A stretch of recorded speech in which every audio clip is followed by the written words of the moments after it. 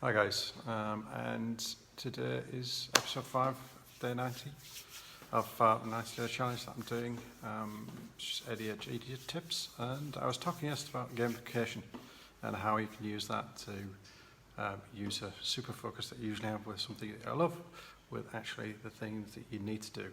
Now, an example of that is a gentleman called Joe Simpson, who went climbing in Peru in the 1980s on Cerro Grande, and he basically busted his leg. He fell into a crevasse. He was climbing with his friend Simon Yates, and Simon thought Joe was dead, cut the rope, and Joe crawled out of the crevasse back to base camp, and that took him a fair amount of time. But the point being is he actually used gamification, which is an acronym that I use and I know that other people do. It's when new to goats fly, and that basically means it's winnable, it's novel, it has goals, and you get feedback.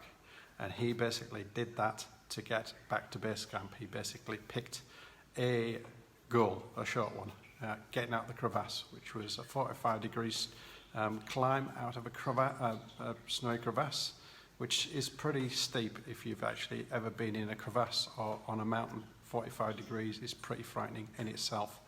And he actually crawled out with a bust leg, which must have been excruciating. And part where there wasn't any snow, it was basically sand and gravel, which I cannot imagine how difficult that must have been. So if you think it doesn't work, I can only say, yeah, it does. And I use the same thing when I've been running, when I've got to the point where I think, okay, I'm going to give up.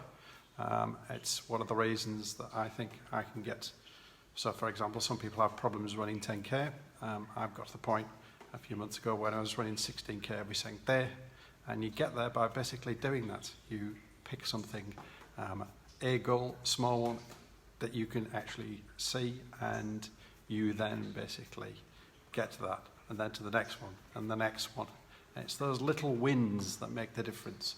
You can see progress, you get the feedback, and novelty, well, that's a bit more difficult if you're running, but I tend to basically listen to things that I find amusing or educational when I'm actually running. So I never do it without some sort of feedback in my ears. This is why I wear these things all the time, because I'm always learning or always trying to acquire some sort of new knowledge or just, a bit of fun, whatever it happens to be.